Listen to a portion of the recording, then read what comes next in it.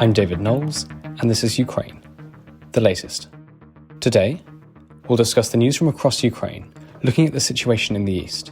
We'll also talk about the Russian attacks on grain silos and ask what, realistically, the world can do.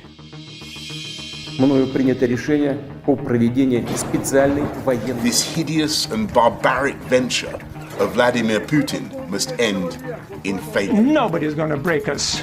We're strong. We're Ukrainians. Every weekday afternoon, I sit down with leading journalists from the Telegraph's London newsroom and our teams reporting on the ground to bring you the latest news and analysis on the war in Ukraine. It's Tuesday, the 7th of June, day 104. And today I'm joined by Dominic Nicholls, the Telegraph's Defence and Security Editor, and Francis Dearnley, Assistant Comment Editor. I started by asking Dom for the latest news from the battlefront. Yeah, hi David, hi everybody. It's been another hard grinding 24 hours in the Donbass region of Ukraine. The latest UK MOD, Ministry of Defence Intelligence estimate says that the axis from Popasna, that bulge south of the city of Severodonetsk, has stalled. That's their word, stalled. Nothing happening there. Russia has not been able to progress in a couple of weeks now from there. However, they said there's more shelling around Izium, which is further north, out of that pocket. Izium, the sort of gateway to the Donbass. And it suggests, this is the Defence Intelligence assessment, suggests that could well be a location for a new push on the northern axis, as Russia seemed to be having no luck on that central axis around Severodonetsk and Popasna and Liman. They're still fighting in Severodonetsk city. Disputed claims of who is where, the Russian and Ukrainian counterattacks, but it's quite obvious there's a lot of hard fighting going on in the city, but no real shift either way in the lines there. Other than that, there's been missile strikes around the country from Russia, including on grain factories, as you mentioned at the start. And in yesterday's United Nations Security Council meeting, the Russian ambassador was kind of taken to task, really, by the European Council President Charles Michel, who blamed Russia for causing the global food crisis by targeting these centres and not allowing grain out. And Mr. Michel said that Russia was using food supplies as a quote stealth missile against developing countries, driving up food prices, pushing people into poverty, destabilising entire regions. And he specifically called them out on targeting grain stores, stealing grain from areas Russia has occupied, and said this act is cowardly and it's propaganda. At this point, Vasily Nebensia, the Russia's ambassador to the UN, stormed out, claiming that these are all lies. And as Mr. Nebensia was heading out, Mr. Michel sort of was calling out to him, saying, "You may leave the room. Maybe it's easier not to listen to the truth." So, got a bit heated yesterday in the UN Security Council, making the point there that Russia is, we've heard this expression before, weaponising the grain, weaponising the humanitarian aspects of it, and just trying to. There's finally this sort of consensus or this pushback against the Russian narrative that it's the West causing all these grain shortages. Areas such as many across Africa and the poorer parts of the world who are utterly dependent on this grain, they don't, for quite obvious reasons, they've got other more pressing priorities, so they're not following the niceties of the war in Ukraine as much as we are, and hence it's easy for them to sort of be taken along with this propaganda. So finally there is pushback at the very top in the UN Security Council just to push back on this narrative and say that this is not, or point to the root causes of it and say that this is just not on targeting these silos and using grain supplies as a weapon. I think it's very interesting what Dom's saying there and significant in the sense that we've seen and commented on this podcast before the shifting nature of this war in the manner in which it's being fought by the Russians. We started initially by commenting on the sort of almost blitzkrieg-style strategy adopted by Putin, hoping to take Kiev in the first 3 days of the invasion and expecting a rapid implosion of Ukraine's ability to resist. obviously that was not successful, but nonetheless, Putin continued to fight a war on numerous fronts in Ukraine and effectively tries to seize what appears to have been the majority of the country. That is now shifted as a consequence of the military defeats suffered by the Russian forces. And as a consequence, we've seen the war evolve into far more of an attritional one. That favours the Russians for two reasons. Firstly, because they could not sustain the continued losses of munitions and forces that they were in the early phases of the war. But second, and I think this is particularly important to what Dom was just saying, an attritional war now favours the long-term strategy adopted by the Russians because they think that they can perceive Western resolve weakening. And as the cost of living crisis, the energy crisis, the food crisis, the grain crisis that is in part precipitated by this conflict, it puts increasing pressure, domestic pressure, on European leaders. The expectation from Putin is that that some sort of ceasefire that will allow him to continue to hold certain parts of Ukraine will be actively encouraged in the sort of dark corridors of international negotiations, and will ultimately lead to the war ending sooner and in a favourable manner to the Russians. And so I think it's right to see food now as one of the many fronts that this war is now being fought on. And as a consequence of that, I don't expect the food crisis to be solved anytime soon. It has effectively been, as Don was saying, weaponised by Vladimir Putin. It is now one of the strongest, I suppose, cards he has to play in this conflict, if I can articulate it as that, because of this, the impact that it will have on the international community in perhaps trying to encourage the Ukrainians to sit down and make some sort of concessions and to end the conflict. If I could just make one more comment on the point of food. A listener forwarded something to me that's buried on an MP's website, but I thought was a very deep insight into what's going on in NATO on the food issue that I've not read or seen anywhere else. It's by the Right Honourable Alex Shelbrooke MP. He's leader of the UK delegation to the NATO Parliamentary Assembly, and he comments essentially on the scale of the crisis, the grain crisis, and how around 1.5 million tonnes of this could be moved by train if a continuous operation was in place. And essentially then talks about the conversations that are taking place within NATO in an attempt to facilitate this, or weakening Russia's naval blockade in an attempt to get this grain out. And I quote here: "In the NATO Assembly, my conversations are now focusing on the possible need to put together a joint expeditionary force of naval vessels, potentially made up from the Royal Navy, allies and non-NATO allies, to escort the grain out of Ukraine. This would be a dangerous task, and we must be prepared that we may need to engage in lethal defensive force against the Russian naval sea blockade. This would certainly run the risk of escalating the war in Europe and a high risk of death to British personnel serving in any joint expeditionary force. If we do not properly consider such a mission, then I believe we risk hyperinflation on food prices at home and starvation in the third world, which will undoubtedly lead to yet further influxes of refugees into Europe." And he goes on and talks further about the consequences. I mean, that is a remarkable, I think, statement to put out. Obviously, it's important there, I think, to flag that he talks about this being defensive, that if there was a military or a naval engagement with the Russians, so the Russians, in a sense, would have to start it. But I just think you can measure from the tone of that the seriousness in which NATO and its allies are taking this. So I'd be fascinated to hear Dom's take on that. That's really interesting. I mean, it's good to have these ideas out there so we can throw them around, and I'm not suggesting it doesn't have merit. But let's think about this. So if there is this joint maritime force of let's say, non-Black Sea NATO states, let's say Brits. So the paper you just read from there talked about Royal Navy personnel and what have you. So let's say this is all done very defensively, and these ships were there very overtly with mine hunters to clear any way in and all the rest of it. That's fine. You got a Russian jet coming towards your Type 45 destroyer, because you'll need Type 45s in there to provide air defence. If you've got other ships going in, mine hunters, etc., you need to have some protection from the air. So you'll have a Type 45. You've got a Russian jet coming towards that, very, very expensive and very capable asset. It's on an attack profile. You don't know if it's going to do anything. Do you take the risk? Do you shoot it down? Do you let it come in? So you say, or this paper suggests that it would be defensive and Russia would fire the first shot.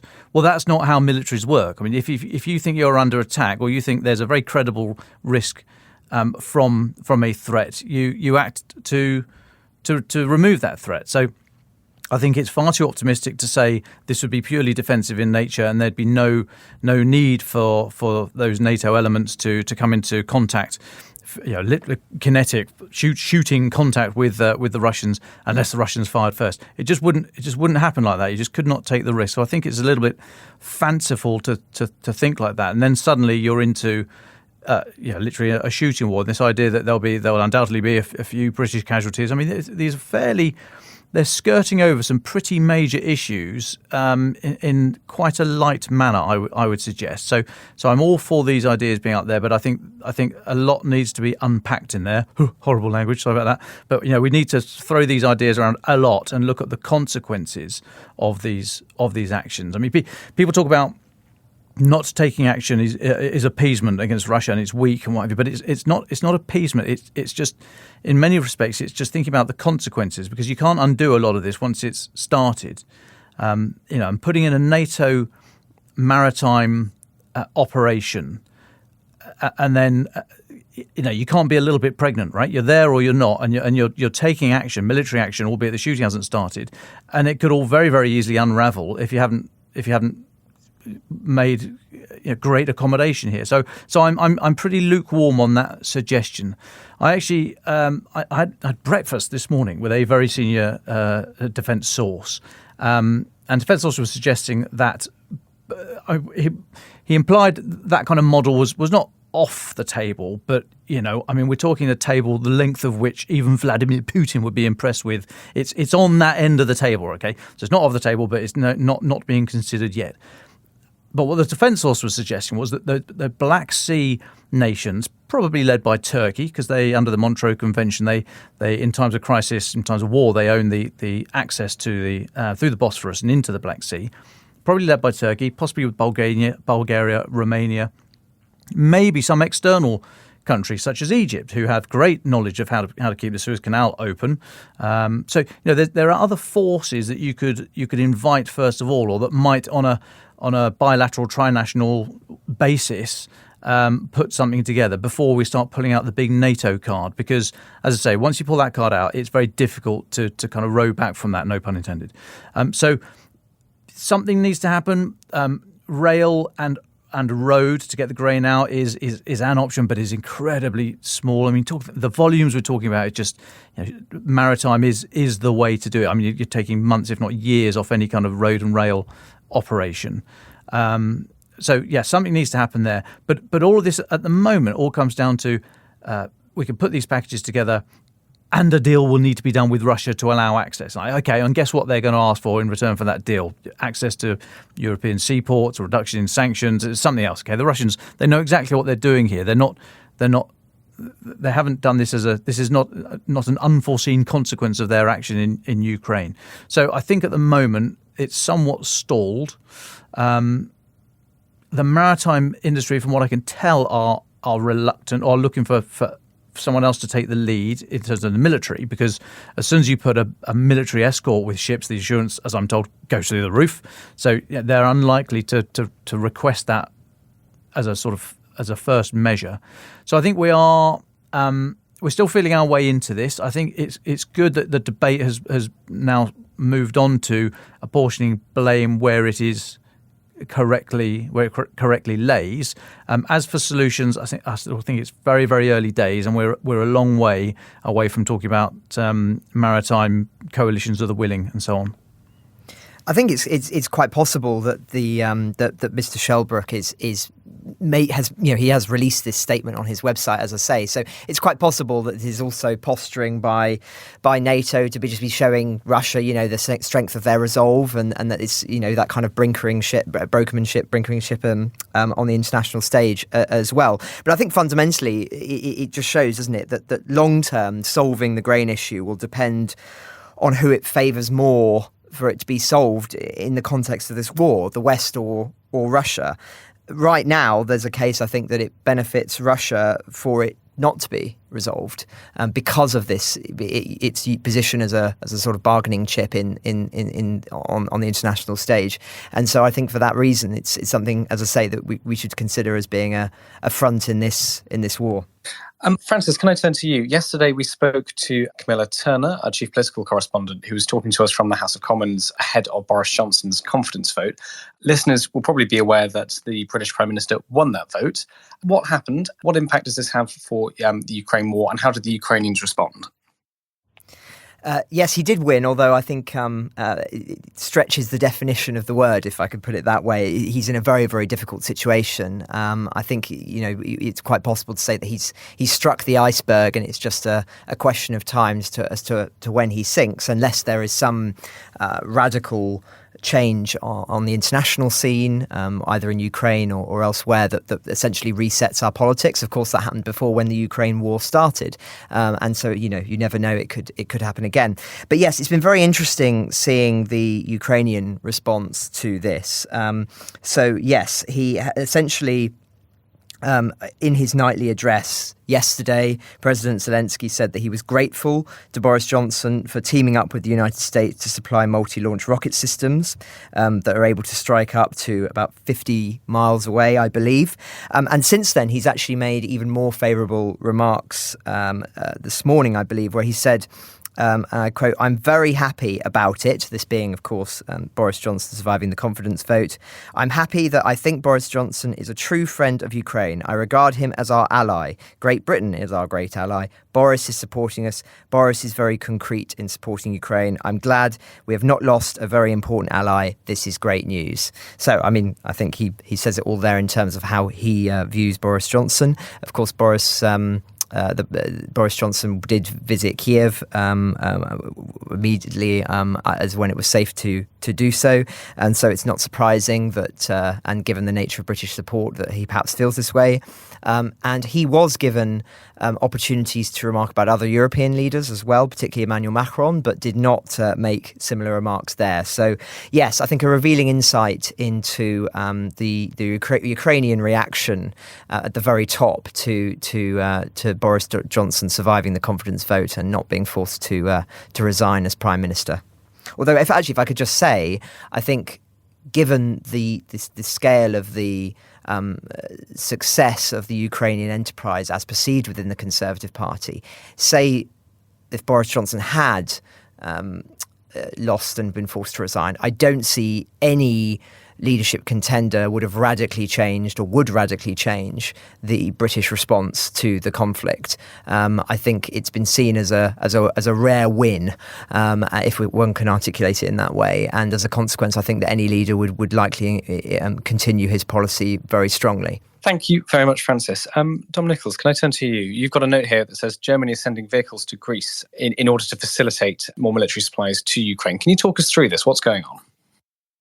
This is the latest in the weapon supplies, trying to get weapons into Ukraine. So remember the Marder IFVs, the infantry fighting vehicle, a little bit dated but still very capable vehicle. Germany's got they are upgrading Marder, so they've got a lot still in war stock, kind of ready to go, or all greased up, but in short order able to go. And they are apparently sending 100 Marder to Greece. To allow Greece then to send BMP-1, BMP being a Boyovaya Machina Picotti, I seem to remember. BMP-1, a very old infantry fighting vehicle. I think has it got a 30mm cannon on the top, or was that BMP-2? Anyway, it's an old bit of kit. BMP-1 into Ukraine. So, at the start of this, or one end you could say, yep, every little helps, that's good. We've seen Russia have to rely on BMP or have to use BMP-1 in Ukraine, and they're either not getting to the battlefield because they're breaking down on the way, or just getting knocked out straight away because they are, albeit up armoured and what have you, they are extremely vulnerable because they're so old. So Greece supplying BMP-1 to Ukraine, yeah, good, thanks, but it's not, what's in the other hand, and the fact that this is some sort of convoluted Germany sending Marder to Greece, so they send the BMP. It's like, can you just send the Marders, please? I mean, they are pretty good vehicle, like I say, a little bit old, but just because you're old doesn't mean you're not vintage. But just send the Marders. Why are we going around the houses? I mean, Scholz today is in let me get this right, Lithuania, I think, or Latvia. And he was asked in a press conference about arms supplies, and he's still coming out with all the lines about Germany supplying more than anyone else, leading from the front, offering humanitarian aid and lethal aid and so on and so forth, and it just doesn't match the reality, really. Again, I hesitate to criticise too loudly because every little does help, but it would be a lot easier if you just sent these Marders to Ukraine. I mean, why having to go via Greece? So they then send the BMP-1s in. It's just extraordinary, and I don't know why Scholz is not under more pressure, or why he's able to withstand this. Why he's able to do this pretty convoluted deal. Why the pressure is not there yet for him to say, okay, let's just send them direct and let's do some more as well. There's a discussion point at the moment about Spain sending tanks to Ukraine. Spain sending German-built Leopard tanks to Ukraine, and that the decision. Again, I'm not entirely sure why, but Germany get a veto. I think it's on the end user agreement about what happens to the kit you are buying.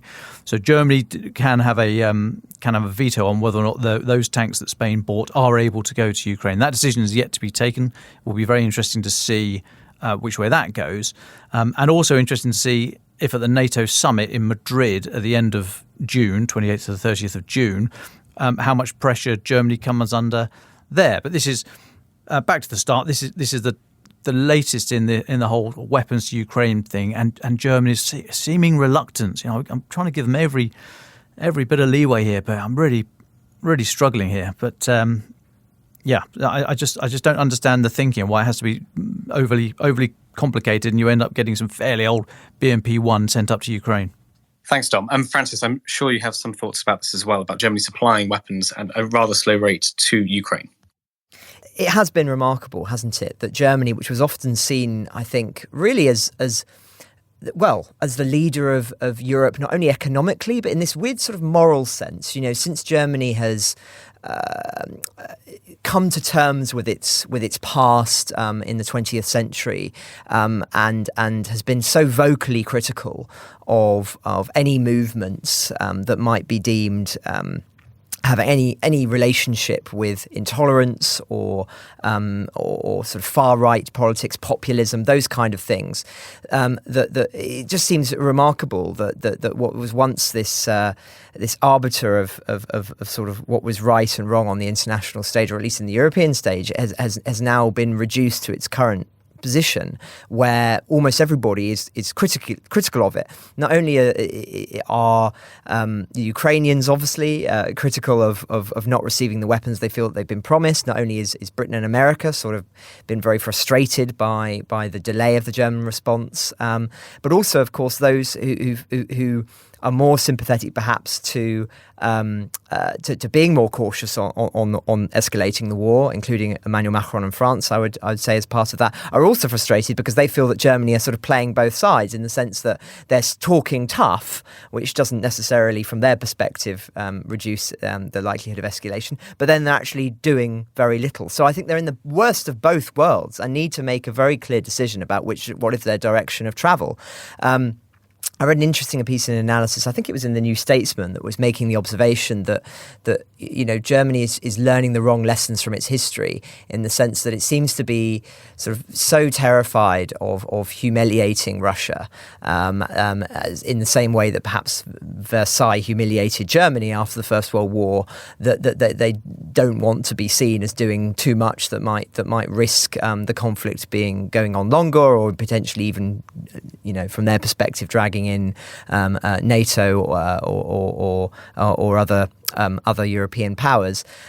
But I mean, I think that there are a lot of flaws with that, and I think we've spoken about that in the past. So I won't go into it too much today. But it is a very, very challenging, and I think, situation when you have a country that was seen as this leader on issues of morality and economics, going down this path. I think you could really argue that Germany is now the sick man of Europe once again, as it was in the 1990s, but perhaps just not in the same way that it was then, which was broadly economic. It's now sort of an epidemic of sort of a malaise of uncertainty and lack of confidence that's really sad to see, because I think it was a golden opportunity really of the post-Merkel era of a new, whatever one thought of Merkel. Whenever you have a change of leadership, it's an opportunity to reset and to do things differently.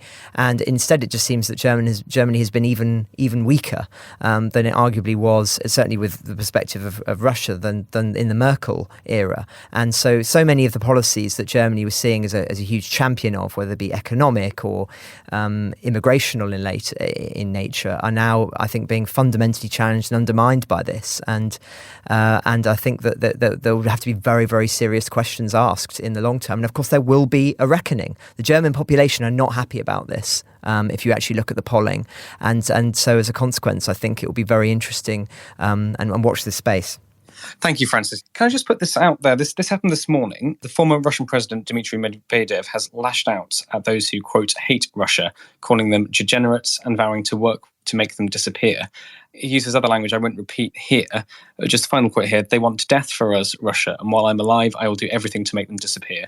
He didn't provide any further details. So Mr. Medvedev, if you remember, was president between 2008 and 2012, currently the deputy head of the Security Council. What do we make of this outburst? Dom and Francis. Yeah, I saw that. I don't make too much of it, to be perfectly honest. It's a bit of a late night tweet that didn't happen late at night. It's ungainly language, uncivilized, undiplomatic language. I mean, quite used to that on Twitter. But as you say, he's a former president, former prime minister, very close to Putin. Did the sort of hokey in-out prime minister between the two of them for a few years, and still very prominent in the National Security Council. So yeah, I mean, not good. Plays to the audience. I don't know how much of that sort of venom would already be priced into that cohort. So yeah, not helpful at all. You'd like to think there'd be, if we're eventually going to come through this led by diplomacy, then you need to start putting the markers in the sand down, and that clearly is not a marker of sort of trying to edge towards peace. So I think we just note it and move on, really. I mean, it smacks a little bit of desperation. I mean, if your war was going brilliantly, I don't think you'd need to put out a tweet like that. If you just wanted to gee up the fighters and the home crowd and what have you, I don't think you'd necessarily need to use some of that language. Not particularly helpful. I don't think it's particularly worrying and concerning. He's not known for these kind of outbursts, really. I don't think so. It is a break from the kind of thing he comes out with. But then, I think they're under quite a bit of pressure, and there might also be all sorts of domestic games to play here. That there might be jockeying for position in any post-war / post-Putin fallout. See who's where and who's sort of nailed the colours to the mast. So I'm not a great sort of Kremlinologist. I wouldn't be able to read too much into that. But I think that there may well be more, certainly more at play domestically here than necessarily for the international audience. I think that's definitely true, and I agree with what Dom was saying. Just picking up on one comment there about sort of Russia and future negotiations with the West. There's a curious coincidence that took place last week that may have caught the eye of some listeners, which was the man believed to be behind the assassination of Alexander Litvinenko was found dead, supposedly of COVID, but he was quite a young man, and one always asks questions when sort of people of significance with Russia sort of suddenly die in unforeseen circumstances. And it got me thinking about what if it were some sort of inside job. And of course, we don't know if that's the case, but I'm just sort of being hypothetical here. If it was, what does it reveal? And I think it would reveal that Russia knows that if there is some sort of future negotiation, that it will be in a weakened position with the West, and may want to try and eliminate anyone that could cause them issues in those negotiations. Now, of course, the Litvinenko case is still considerably high profile in the UK, and one can imagine that in the kind of deals that take place in committee meetings, that saying we want this man to come and face trial in the UK, say, and that this would be, obviously something that would have consequences for how Russia is perceived in the UK and in the West, and who knows what this man might, if they were forced to agree with that, might say. And so, one I thought to say that it wouldn't surprise me if it was part of that, broader strategy, I suppose, of thinking about negotiations, that might have been something that would be a reason why that might take place. And so if we take him out of it and just say that would not be surprised that Russia is thinking in that mentality, even if it's not true in the case of this man, he has died of COVID. I think thinking about how Russia will be preparing the groundwork is significant. And as I say, putting pressure on in terms of food and energy is just part of that. But I don't think we can exclude the sort of dark arts of spying and assassinations either. Thank you, Francis, and thank you, Dom. Yes, it's an interesting one, how much indeed to read into it. The reason I asked is because it seemed as if it was potentially demonstrative of the frustration felt at the top of the Russian leadership. But thank you very much for your thoughts. Francis, I know you had some thoughts about the current morale of the Ukrainian army.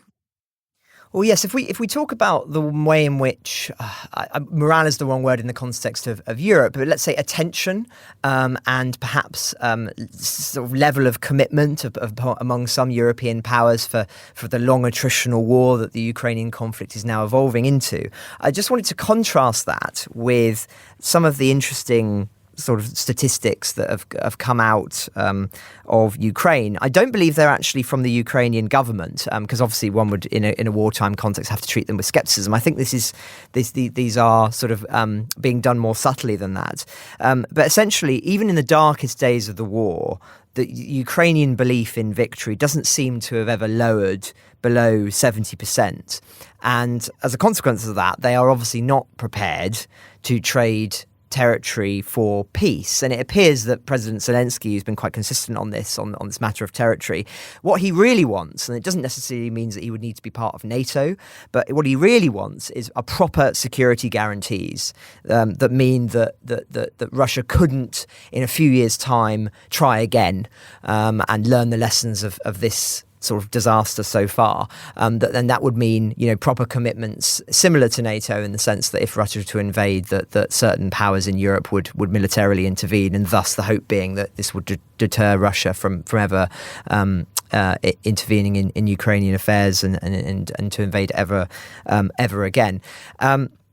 And so, and because obviously, otherwise, this war will never end. I mean, arguably, that this will become so attritional, and then there might be ceasefires, and then it will reignite again when Russia feels that it's in a position to do so. So that is, I think, the Ukrainian position. And I say, I just wanted to comment on that it is remarkable that you can maintain that level of belief in leaders, particularly when things are going very difficult, and I don't think even Churchill was as popular in the Second World War. He certainly wasn't at certain dark days in the conflict, as it seems that President Zelensky has maintained. And I just think we should focus or at least magnify for a moment that contrast, because if we were in a situation where the Ukrainian resolve was weakening, and Russia feels that it's in a position to to make gains, and Europe wants to see peace, then that would be very significant.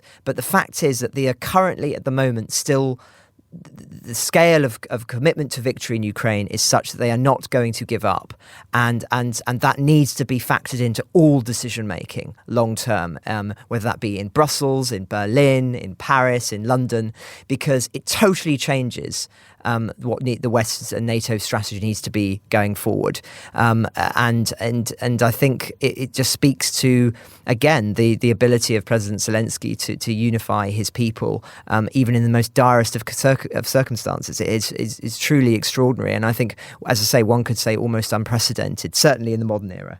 Just quickly on that, Dom, I know you had some thoughts about Zelensky's visit to the troops in the Donbass as well. Well, I just wanted to pick up on a note that was put out by Mick Ryan, the former Australian Major General, really worth following on Twitter. So he's called Mick Ryan, but he tweets under @WarInTheFuture. And he was just saying that so Zelensky's visit on Sunday, I think, to the Donbass. He went to Lysychansk and a couple of other bases in the area. So not into Severodonetsk itself, but very, very close, certainly under threat of Russian fire, artillery fire, certainly. And this was an unannounced visit to the forward bases. And Mick Ryan was just making the point in a Twitter thread. He was saying that this sort of leadership tour out to the front does a number of things, and he played it really well. Zelensky played it really well. And Mick Ryan was saying, first of all, it gives the leader, gives the president, gives the minister, whoever's gone to do it, in this case the president, ground truth of what's happening. It's one thing to read these reports and to have your advisors show you on maps and photographs and all the rest of it, what was happening. But there's nothing quite like going there yourself and physically seeing it and hearing it from the people who are experiencing that every day. The second thing is it shows complete trust in your army. I mean, Zelensky puts his life in their hands every day anyway, but to go that far right up to the front is extraordinary, and it shows the complete faith he has in his military, which does wonders to cement that sort of civil military interface. So for the president to say, I'm totally entrusting you with the travel, with my protection, with my operational security. So you're not telling anyone that we're coming, and allowing Russia to maybe pick up the radio signals and target me, etc., etc. Complete faith in his military. Thirdly, it inspires, in particular, sort of the junior soldiers who are necessarily quite removed from the president. Junior soldiers, junior officers. So to actually see the guy there is something.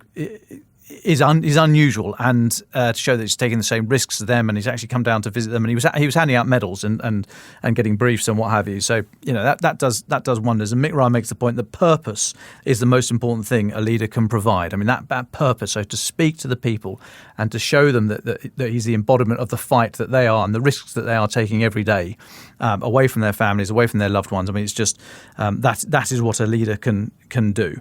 And it also shows us, the international audience, that he's no bunker leader, that he's just happy to keep comparatively safe back in Kyiv and sort of stay in a relatively safe area. It shows that he's prepared to take risks, that he's out there, that he lives the ideals that he speaks of every day. And finally, Mick Ryan just makes the point, I mean, how different from Putin? You cannot imagine Putin doing anything like this, going forward, or I mean, good luck with that. Putin going out and saying, well, how's the mail fit, boots getting through, etc., or the other way around, boots fit, mail getting through. That's why I was so bad. So it's a very different style of leadership. Now, you kind of think that Zelensky is that kind of character anyway, and Putin was that kind of character, but it does really show the difference in the leaders that. Zelensky going forward just highlights that these ridiculous scenes we've seen of Putin with the long tables that Mark remarked about earlier, and so all things considered, I just thought it was worth drawing attention. It was a couple of days ago, I think it was yesterday, that Mick Ryan put that Twitter thread out, but it's about the visit on Sunday of Zelensky to go forward. And we see this throughout history. See leaders going forward to inspire the troops and show that you're taking the same risks as them and you understand what you are asking them to do.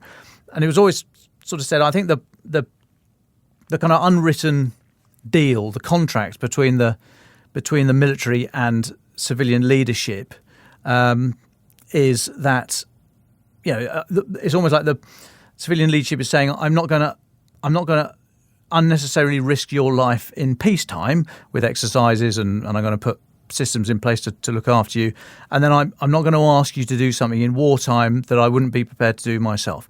Now, of course, you don't expect a president to go and man the gun and pick up a rifle and all the rest of it. So the way that could most ordinarily be expressed is by these visits to the front line. So that's all embodied in this visit. Just for a few hours, go forward, hand out the medals, take some photographs, speak to the men and women on the front line.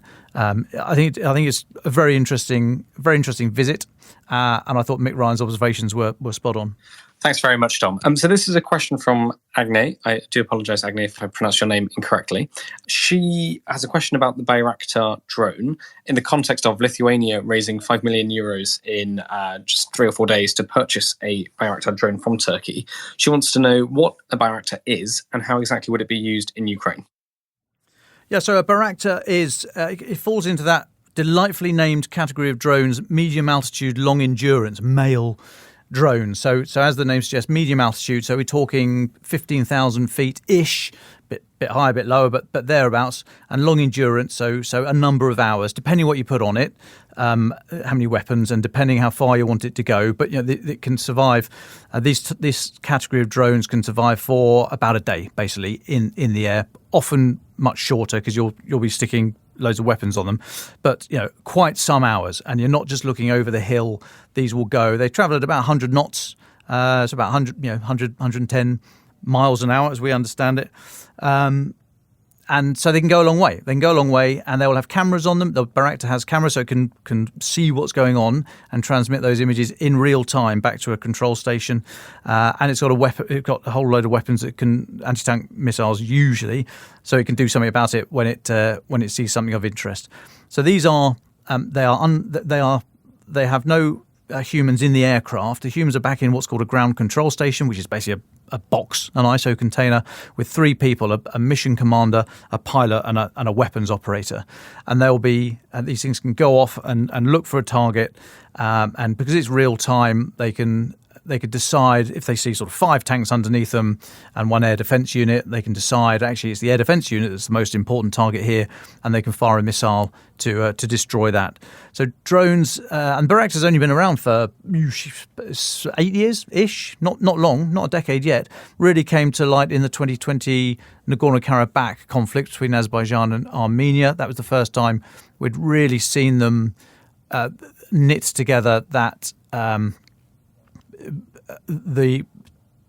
drone being able to destroy things on the ground with other military activity. So, and the reason I hesitate there is because we've used drones for years in Iraq and Afghanistan and elsewhere, but they were usually sort of seen as a weapon system just on their own. So to actually knit them together with other formations, other activities on the ground, we hadn't really seen that before 2020, and we're certainly seeing it now. But to have this ability to not only look over the hill, but look over a lot of hills a long way away in real time, to be able to select the most appropriate target and to use your scarce munitions is a very powerful weapon system indeed.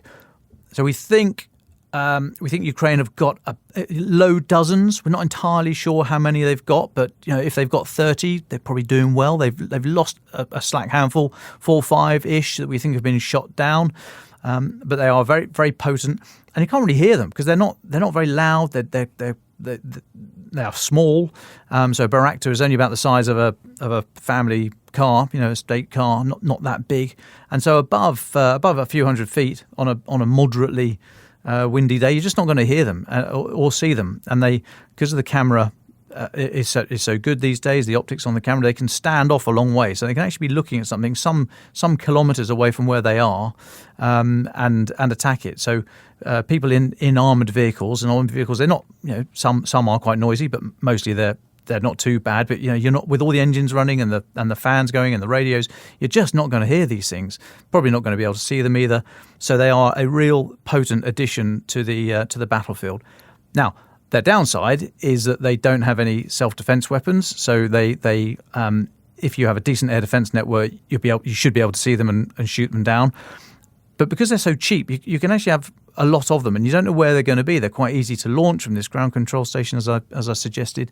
So you just don't know where they are, and to have your air defence sort of focusing on that, it just gives them another headache to think about. And again, if these things are fairly cheap in the low hundreds of thousands of the entire system, then they're going to be pound for pound for the weapon systems they are destroying. They're great value. So you can afford a lot of these things. If you can't afford the big high end air defence stuff, buy some of these drones and weapons and knit the system together, and they are a very potent addition to your armoury. I hope that helps.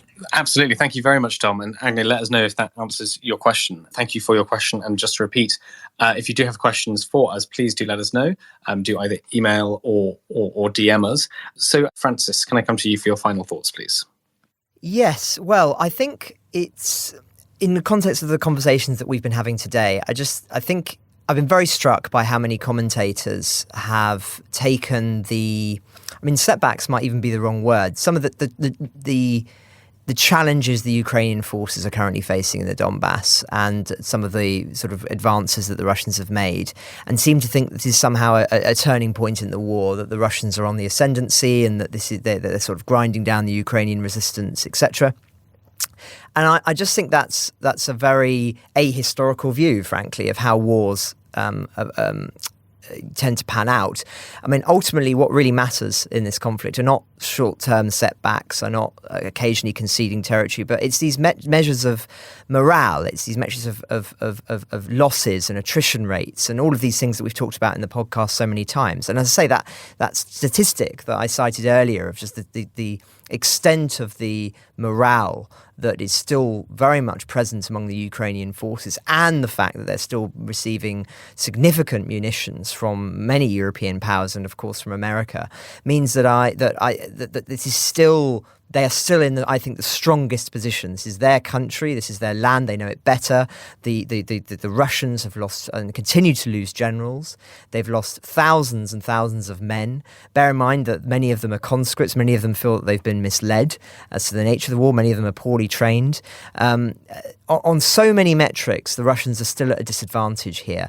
And I just think that I'd urge listeners to be sceptical of some of the commentary that appears to be coming out, particularly, I'm afraid to say, in media in certain other countries that are a little bit more sceptical of support for Ukraine, particularly in Germany and France, that seem to think now that this plays into a narrative that it's dangerous to support Ukraine too strongly because some sort of turning point has been reached. I think that we should challenge that, and I think, as I say, the evidence would suggest the contrary. So I just think something that's food for thought as we go through this critical second phase in the war in the Donbass. Thanks, Francis. Dom Nicholls, would you like the final thoughts? Thank you. It's just to echo Francis's point there, really. We are, I think, reaching the start of the next phase. I'm not going to say the start of the final phase because I think there's a lot more to go, but it is noticeable how some areas are seeming to express war weariness, and I can assure you, I don't think they would mind me speaking for them on this point. I can assure you the people who are most war weary here are the Ukrainians. Okay, so we need to get over ourselves a little bit, and we promised on this pod right at the start that we would stick with it, and we would bring you the news, and we would bring you the comment and the analysis. And we're not going anywhere. And that is true now. And those people, politicians, looking at you, Germany, who are kind of saying, are we still doing this thing? Can we just get on with the negotiations and all move on? No. I think you're wrong on that. I think history will judge you to be wrong.